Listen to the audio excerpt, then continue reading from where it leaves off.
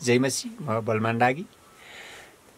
आज मानिसले मानिसलाई क्षमा दिइरहेको छैन।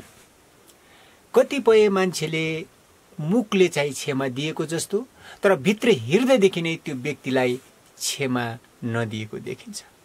तर प्रियहरू, पवित्र वचन बाइबल मत्तीको पुस्तक 6 अध्यायको 14मा चाहिँ यस्तो लेखिएको छ, किनकि मानिसले मानिसहरूका अपराध क्षमा गर्यौ भने तिमीहरूका स्वर्गमा हुनुहुने पिताले पनि तिमीहरूलाई क्षमा गर्नुहुनेछ। आमेन। यहाँ वचनमा लेख्दछ, जब हामीले मानिसलाई क्षमा दिन्छौँ अथवा संसारमा कुनै पनि व्यक्तिले गल्ती गर्छ भने त्यसलाई हामी क्षमा गर्दछौँ, तब मात्र परमेश्वरले तपाईँ र मेरो गल्तीलाई क्षमा गर्नुहुनेछ। क्षमाले सम्बन्धलाई राम्रो बनाउने काम गर्दछ। क्षमाले मानिसहरूसँगको सम्बन्धलाई गाढा बनाउँदछ, नजिकतामा ल्याउँदछ। मानिसले मानिसलाई साँचो हृदयले क्षमा दिएको छ कि छैन भनेर कसरी थाहा पाउने त? जब तपाईले कुनै व्यक्तिलाई क्षमा दिनुभएको छ भने त्यो व्यक्तिलाई अर्कोचोटि भेट्दा तपाईलाई रिस उठ्दैन।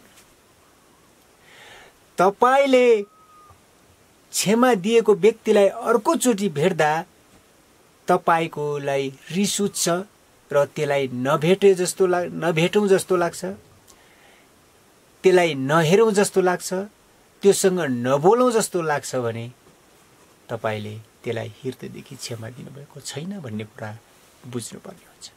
त्यसैले प्रियहरू, हाम्रो भूल, हाम्रो अपराधलाई हामी परमेश्वरबाट क्षमा पाउने हो भने संसारमा भएका हरेक व्यक्तिलाई हामीले क्षमा गर्नुपर्ने हुन्छ।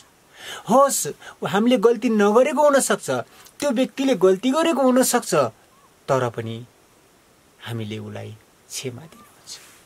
हालेलुया। तपाईं र मेरा अनगन्ती पापहरू थिए, आज प्रभु येशूले हाम्रो पापलाई उठाउनु भयो र आज पिताले पनि हामीले ती मानिसहरूलाई क्षमा गर्यौं भने पिताले हामीलाई क्षमा गर्नुहुन्छ। हालेलुया।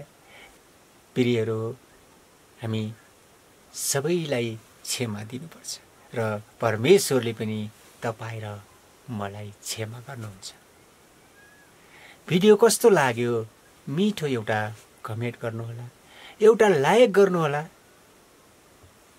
च्यानल सब्स्क्राइब गर्नुभएको छ भने हजुरलाई धेरै धन्यवाद। यदि गर्नुभएको छैन भने च्यानललाई सब्स्क्राइब गरिदिनुहोस्, ताकि यस्तै भिडियोहरू म तपाईहरुको माझमा लिएर आउनेछु।